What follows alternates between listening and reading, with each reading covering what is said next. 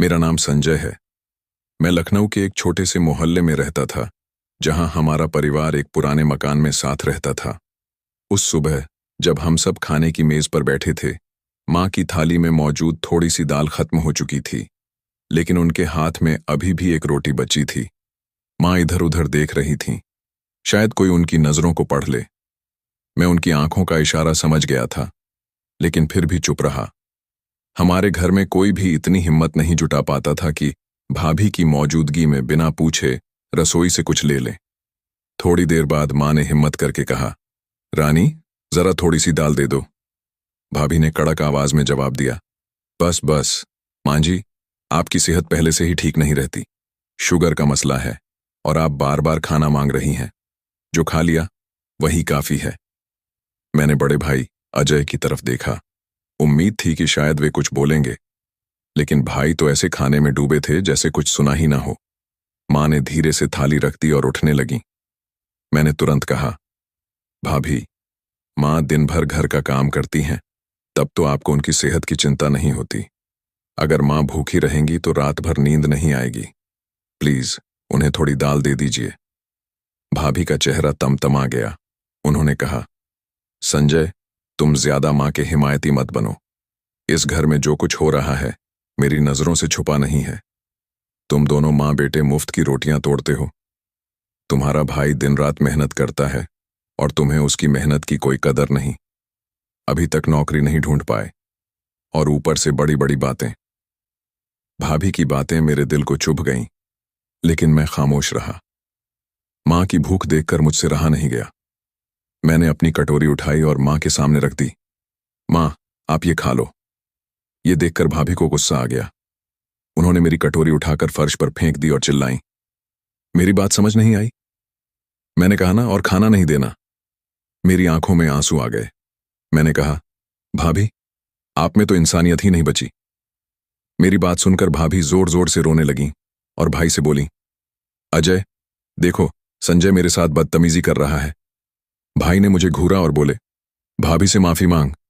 मैंने कहा, भाई, जब भाभी माँ के साथ गलत कर रही थीं, तब आप चुप थे, और अब अचानक आपको मेरी बदतमीजी दिख रही है। आप कितने कमजोर हो गए हैं। भाई गुस्से में खड़े हो गए और बोले, मैंने तुम्हारी बहुत बर्दाश्त की। अब तुम्हारे लिए बेहतर है कि इस घर से निकल जाओ, वरना मुझसे बुरा कोई नहीं होगा। गुस्सा मुझ पर भी हावी हो गया। मैंने कहा, हाँ भाई, सच तो यही है कि आपसे बुरा कोई है ही नहीं। बस इतना कहते ही भाई ने मेरे गाल पर थप्पड़ जड़ दिया और मुझे धक्के मारकर घर से बाहर निकाल दिया। मैं सड़क पर हक्का बक्का खड़ा था। तभी माँ बाहर आई और बोली, अजय, तुम संजय को ऐसे नहीं निकाल सकते। ये घर उसका भी है। इस घर में तुम दोनों का बराबर का हक है। भाई ने जवाब दिया, माँ, अगर आपको अपने छोटे बेटे की इतनी चिंता है तो आप भी उसके साथ चली जाइए। मैं ये ड्रामा और नहीं सहूंगा। माँ को भी भाई ने घर से निकाल दिया। मुझे अपनी तो परवाह नहीं थी। मैं कहीं भी रात गुजार सकता था, लेकिन माँ को कहाँ ले जाता? मैं घबरा गया।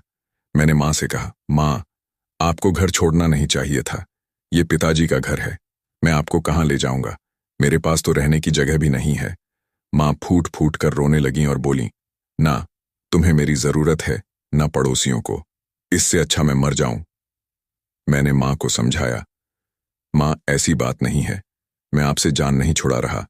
मैं तो परेशान हूं कि आपके लिए क्या करूं। माँ ने कहा, चिंता मत कर बेटा, भगवान हमारे लिए कुछ न कुछ करेगा। मैं माँ को लेकर अपने दोस्त विकास के घर चला गया। मेरे पास होटल में रहने के पैसे नहीं थे, ना ही माँ को खाना खिलाने के लिए कुछ था। विकास ने हमें बड़े प्यार से अपने घर में जगह दी। मैंने उससे कहा, मैं 2 दिन रुक कर चला जाऊंगा। विकास बोला, संजय, तुम और माँ जी जब तक चाहो यहां रह सकते हो। मुझे पता था कि विकास भी मेरी तरह ही अपने माता पिता के भरोसे जी रहा था। वह ज्यादा दिन हमारा खर्च नहीं उठा सकता था। मैं किसी पर बोझ भी नहीं बनना चाहता था। इसलिए मैंने माँ को विकास के घर छोड़ा और नौकरी की तलाश में निकल पड़ा। मेरा भाई अजय मुझसे कम पढ़ा लिखा था, फिर भी उसे एक बड़े रेस्टोरेंट में मैनेजर की नौकरी मिली थी और उसकी तनख्वाह अच्छी थी। मैंने एमबीए किया था, लेकिन फिर भी सड़कों पर भटक रहा था। माँ अब सुरक्षित थीं, तो मैं सुबह जल्दी निकलता और रात देर से लौटता। मैंने विकास से 2 दिन का समय मांगा था, लेकिन 4 दिन बीत गए और नौकरी नहीं मिली। मैं परेशान था। चौथे दिन मैंने सोचा, अब विकास के घर से निकल जाना चाहिए। जो होगा भगवान देखेगा। नौकरी की तलाश में मैं फिर निकला।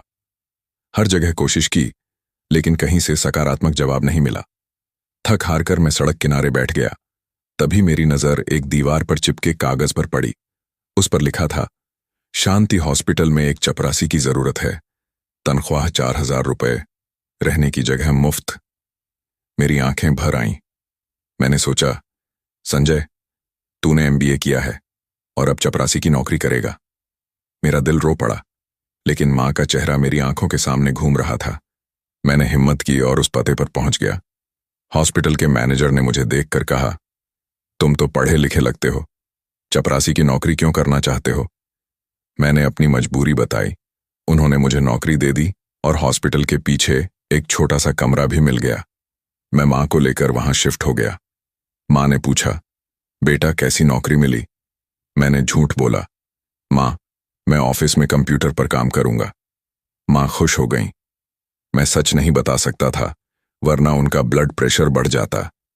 हर दिन मैं हॉस्पिटल में सफाई करता और सोचता, शायद यही मेरी किस्मत है। महीने भर बाद मैनेजर ने मुझे बुलाकर मेरी तारीफ की और कहा, मैंने तुम्हारी फाइल एक दोस्त को दी है, शायद वह तुम्हें कोई अच्छी नौकरी दिला दे। मैंने कहा, अगर ऐसा हुआ तो मैं आपका एहसान कभी नहीं भूलूंगा। उसी दिन मुझे पहली तनख्वाह मिली, 4000 रुपए। मैंने पैसे गिने और सोचा, सबसे पहले मां के लिए राशन लाऊंगा। तभी एक औरत मेरे सामने आकर खड़ी हो गई। वह रो रही थी और बोली, मेरे बेटे का एक्सीडेंट हो गया है, उसे बचाने के लिए पैसे चाहिए। उसकी बेबसी देखकर मेरा दिल पिघल गया। मैंने बिना सोचे अपनी सारी तनख्वाह उसे दे दी। फिर हॉस्पिटल के स्टाफ से चंदा इकट्ठा किया और उसे और 5000 रुपये दिए। घर लौटा तो मां ने पूछा, क्या लाए बेटा? मैंने झूठ बोला, मां, तनख्वाह कल मिलेगी। मां ने सूखी रोटी और नमक के साथ खाना शुरू किया। मेरा दिल टूट गया। रात को भूखा ही सो गया। अगली सुबह दरवाजे पर दस्तक हुई। 2 सूट बूट वाले लोग खड़े थे। उन्होंने मुझे कुछ कागज और एक चाबी दी। मैंने पूछा, ये क्या है? उन्होंने कहा, इसे घर जाकर पढ़ो, ये तुम्हारे लिए सरप्राइज है। मैं घबरा गया। मां ने कहा, खोल कर देख, क्या लिखा है? मैंने खत खोला। उसमें लिखा था, संजय, मैंने तुम्हें हॉस्पिटल में उस औरत की मदद करते देखा। तुमने अपनी तनख्वाह उसे दे दी। मैं तुमसे प्रभावित हुआ। तुम्हारे बारे में पता किया तो मालूम हुआ कि तुम पढ़े लिखे हो, लेकिन हालात ने तुम्हें चपरासी बनने पर मजबूर किया। कल शाम इस पते पर आना, एक बड़ा सरप्राइज तुम्हारा इंतजार कर रहा है। मैं डर गया। आजकल फ्रॉड आम बात है। मां भी घबरा गई और बोली, नहीं संजय, तुम कहीं मत जाओ। लेकिन मेरे मन में एक उम्मीद जगी।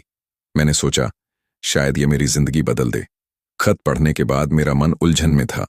एक तरफ डर था कि कहीं ये कोई धोखा ना हो, तो दूसरी तरफ एक छोटी सी उम्मीद थी कि शायद मेरी जिंदगी में कुछ अच्छा होने वाला है। मां ने मेरी परेशानी भांप ली और बोली, संजय बेटा, अगर तेरा मन कहता है कि जाना चाहिए तो जा, लेकिन सावधान रहना। आजकल लोग भरोसे के लायक नहीं होते। मैंने मां की बात सुनी और सोचा, अगर मैं नहीं गया तो शायद जिंदगी भर पछताऊंगा कि मौका हाथ से निकल गया। अगली शाम मैं उस पते पर पहुंचा। वह लखनऊ के पौश इलाके हजरतगंज में एक शानदार रेस्टोरेंट था। बाहर की सजावट, चमचमाती लाइटें और गाड़ियों की कतार देखकर मेरे पैर ठिठक गए। मैंने सोचा, संजय, तू यहां क्या करने आया है? ये जगह तो किसी रईस की बपौती लगती है। फिर भी मैंने हिम्मत की और अंदर चला गया। दरवाजे पर खड़े चौकीदार ने मुझे रोका और पूछा, आप कौन? नाम क्या है? मैंने कहा, मेरा नाम संजय है, मैं शांति हॉस्पिटल से आया हूं। उसने मुझे गौर से देखा और फिर मुस्कुराकर बोला, अच्छा, आप वही संजय हैं, बॉस आपका इंतजार कर रहे हैं। आइए, मैं आपको ले चलता हूं। मेरा दिल जोर जोर से धड़क रहा था। चौकीदार मुझे एक शानदार ऑफिस में ले गया, जहां एयर कंडीशनर की ठंडक ने मेरे रोंगटे खड़े कर दिए। वहां एक अधेड़ उम्र का शख्स मेज के पीछे बैठा था। उसने सूट पहना था और उसकी आंखों में एक अजीब सी चमक थी। उसने मुझे बैठने का इशारा किया और बोला, संजय, मैं तुम्हें नहीं जानता, लेकिन तुम्हारी कहानी मुझे छू गई। मेरा नाम रवि मेहरा है और मैं इस रेस्टोरेंट शाही भोज का मालिक हूं। मैंने हैरानी से पूछा, जी, आप मुझे कैसे जानते हैं? रवि जी मुस्कुराए और बोले, कल मैं शांति हॉस्पिटल में था। मेरे एक रिश्तेदार का इलाज चल रहा है। मैंने तुम्हें उस औरत की मदद करते देखा। तुमने अपनी पहली तनख्वाह, जो सिर्फ 4,000 रुपये थी, बिना सोचे उस औरत को दे दी। फिर तुमने हॉस्पिटल के स्टाफ से चंदा इकट्ठा करके और पैसे जुटाए। मैंने सोचा, ऐसा इंसान जो इतनी छोटी सी कमाई में भी किसी की भलाई सोच सकता है, वो बड़ा इंसान है। मैं चुपचाप सुन रहा था। रवि जी ने आगे कहा, मैंने तुम्हारे बारे में पता किया। मुझे मालूम हुआ कि तुमने एमबीए किया है, लेकिन तुम्हारे भाई ने तुम्हें और तुम्हारी मां को घर से निकाल दिया। आज तुम चपरासी की नौकरी कर रहे हो।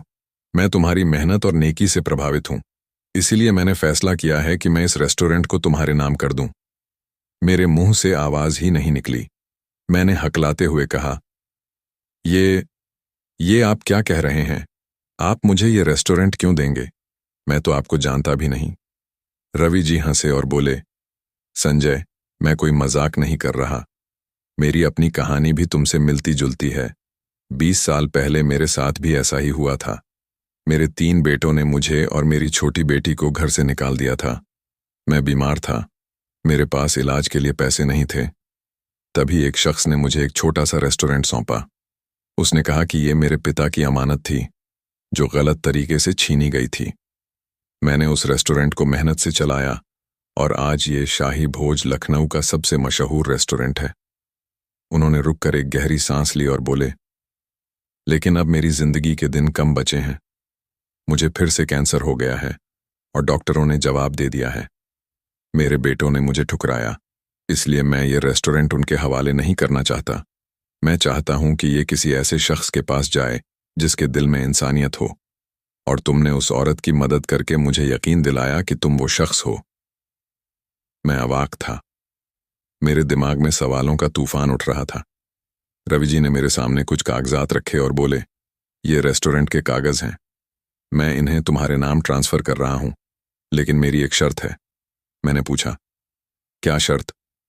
वो बोले, मेरी एक बेटी है, नेहा। वो बहुत सीधी और मासूम है। मेरे बेटे और उनकी बीवियां उसका बुरा हाल कर देंगे। मैं चाहता हूं कि तुम उससे शादी कर लो और उसका ख्याल रखो। मैंने कहा, रवि जी, ये सब इतना अचानक है। मैं क्या कहूं? मैं तो बस एक चपरासी हूं। वो हंसे और बोले, तुम चपरासी नहीं, एक हीरा हो। बस दुनिया ने तुम्हें अभी तक तराशा नहीं। उन्होंने मुझे अगले दिन फिर आने को कहा ताकि कागजी कार्रवाई पूरी हो सके।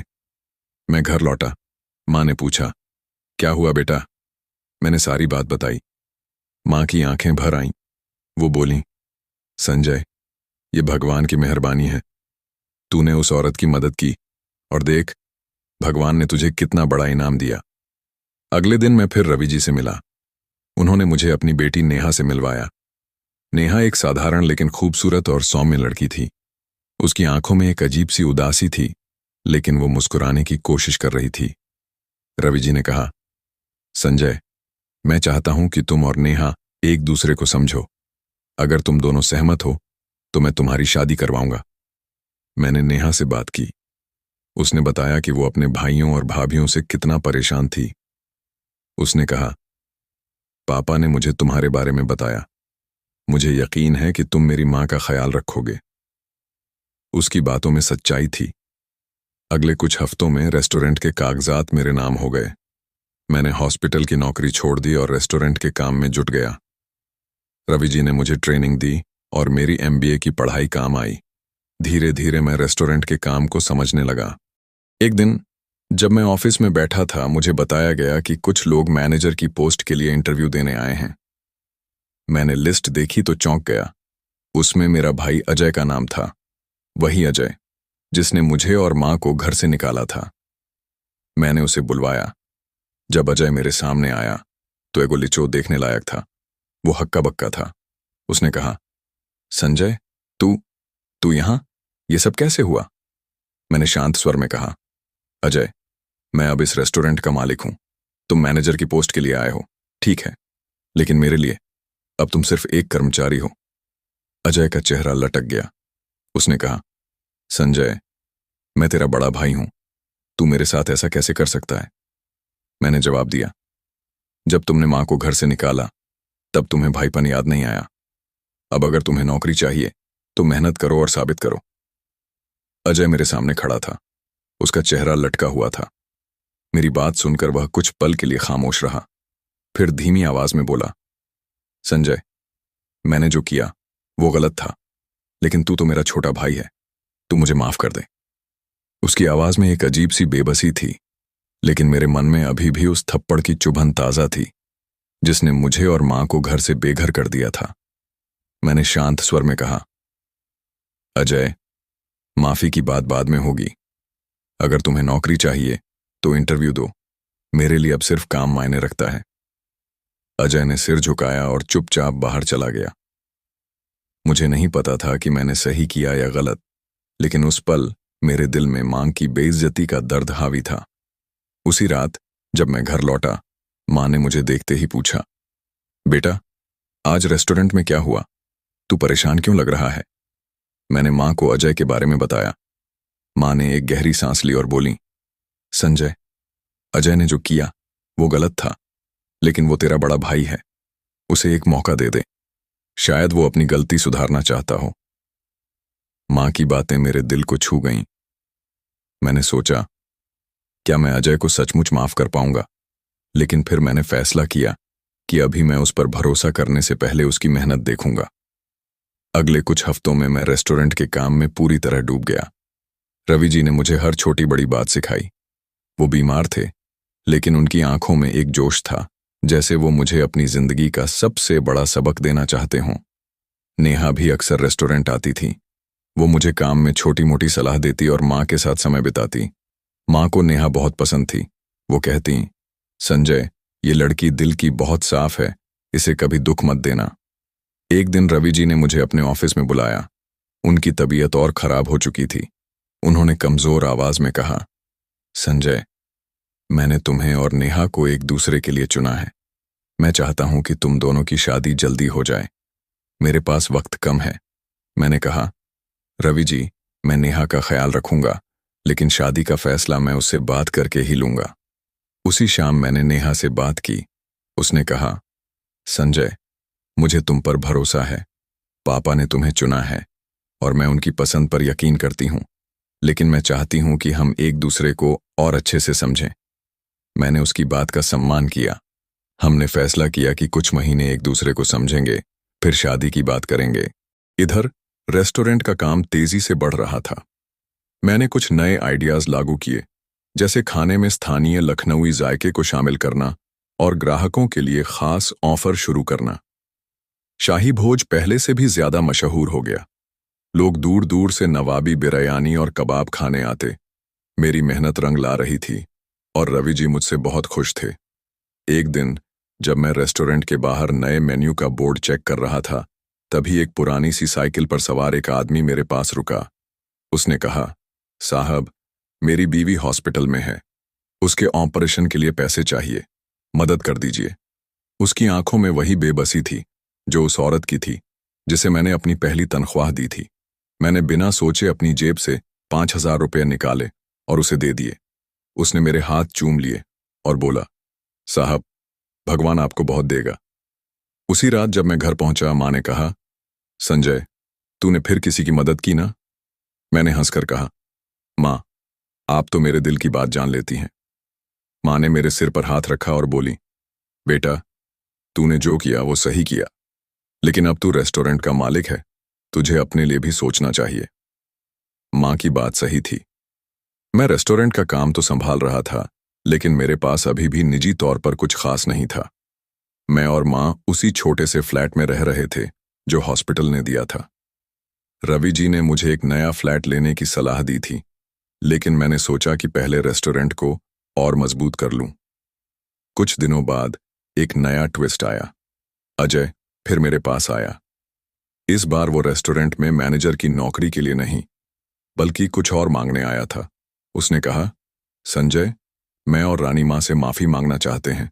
हमने उनके साथ बहुत गलत किया। क्या तुम हमें माँ से मिलवा सकते हो? मैंने अजय को गौर से देखा। उसकी आंखों में पछतावा दिख रहा था, लेकिन मेरा मन अभी भी शांत नहीं था। मैंने कहा, अजय, माँ से मिलने से पहले तुम्हें अपनी गलती का एहसास सचमुच होना चाहिए। सिर्फ नौकरी या पैसे के लिए ये बातें मत करो। अजय ने सिर झुकाया और बोला, संजय, मैं सचमुच बदलना चाहता हूं। मुझे एक मौका दे। मैंने उसे माँ से मिलवाने का वादा किया, लेकिन मन में एक शक था। क्या अजय सचमुच बदल गया था या ये बस उसकी कोई दूसरी चाल थी? अजय की बात सुनकर मेरा मन उलझन में पड़ गया। एक तरफ माँ की सीख थी, जो कहती थी कि माफी का हक हर इंसान को मिलना चाहिए, और दूसरी तरफ मेरे दिल का दर्द था, जो उस रात को भूल नहीं पा रहा था जब हमें घर से निकाला गया था। मैंने अजय से कहा, ठीक है, मैं माँ से बात करूंगा, लेकिन ये मत सोचना कि एक माफी से सब कुछ ठीक हो जाएगा। तुम्हें अपने कर्मों से साबित करना होगा कि तुम सचमुच बदले हो। अजय ने सिर हिलाया और चला गया। उसी शाम मैंने माँ से अजय की बात बताई। माँ की आंखें नम हो गईं। वो बोली, संजय, अजय ने गलती की, लेकिन वो मेरा बेटा है। अगर वो सचमुच पछता रहा है तो उसे एक मौका देना चाहिए। लेकिन हाँ, सावधान रहना। माँ की बातों ने मुझे सोच में डाल दिया। मैंने फैसला किया कि अजय को माँ से मिलवाऊंगा, लेकिन उसकी हर हरकत पर नजर रखूंगा।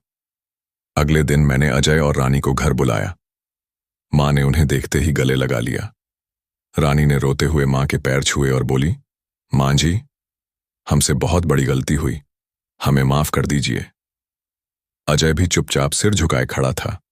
माँ ने दोनों को माफ कर दिया, लेकिन मुझे उनकी बातों पर अभी भी पूरा यकीन नहीं था। मैंने कहा, अजय, रानी, माँ ने तुम्हें माफ कर दिया, लेकिन मेरे लिए भरोसा कमाना आसान नहीं है। अगर तुम सचमुच बदलना चाहते हो तो अपने काम से दिखाओ। अजय ने रेस्टोरेंट में मैनेजर की नौकरी के लिए मेहनत शुरू की। वो समय पर आता, ग्राहकों से अच्छे से पेश आता और कर्मचारियों के साथ मिलकर काम करता। धीरे धीरे मेरा शक कम होने लगा। शायद वो सचमुच बदल रहा था। इधर रवि जी की तबीयत दिन ब दिन बिगड़ती जा रही थी। एक दिन उन्होंने मुझे और नेहा को अपने पास बुलाया। उनकी आवाज कमजोर थी, लेकिन आंखों में वही चमक थी। उन्होंने कहा, संजय, मैंने तुम्हें और नेहा को एक दूसरे के लिए चुना क्योंकि मुझे यकीन था कि तुम दोनों एक दूसरे का ख्याल रखोगे। अब मेरा वक्त करीब है। मैं चाहता हूं कि तुम दोनों की शादी मेरे सामने हो जाए।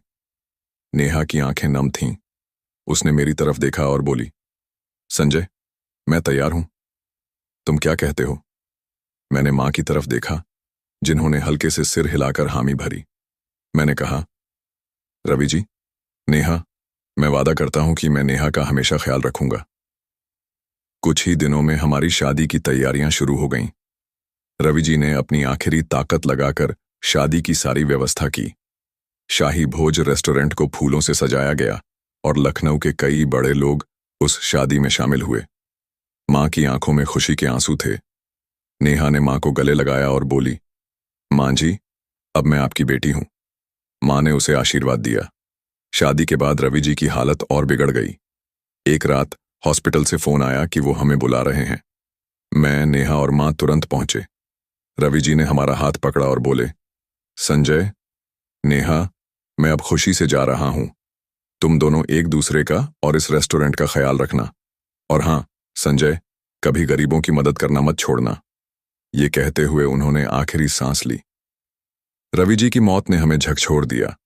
नेहा कई दिनों तक उदास रही, लेकिन मैंने और मां ने उसे संभाला। हम तीनों अब एक नए फ्लैट में रहने लगे, जो रवि जी ने हमारे लिए बुक किया था। शाही भोज रेस्टोरेंट और भी तरक्की कर रहा था।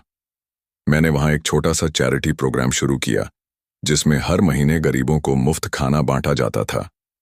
अजय और रानी भी धीरे धीरे बदल गए। अजय ने रेस्टोरेंट में मेहनत से काम किया और एक दिन मेरे पास आकर बोला, संजय, मैंने जो किया उसके लिए मुझे जिंदगी भर पछतावा रहेगा, लेकिन तूने मुझे मौका दिया, इसके लिए शुक्रिया। मैंने उसे गले लगाया और बोला, अजय, अब हम एक परिवार हैं। बस मां को कभी दुख मत देना। समय बीतता गया। शाही भोज लखनऊ का सबसे मशहूर रेस्टोरेंट बन गया। मैं, नेहा और मां अब एक खुशहाल जिंदगी जी रहे थे। एक दिन जब मैं रेस्टोरेंट के बाहर खड़ा था, वही आदमी जिसे मैंने 5,000 रुपए दिए थे मेरे पास आया। उसने कहा, साहब, आपकी मदद से मेरी बीवी की जान बच गई। आज वो ठीक है। उसने मेरे सामने एक छोटा सा गुलदस्ता रखा और बोला,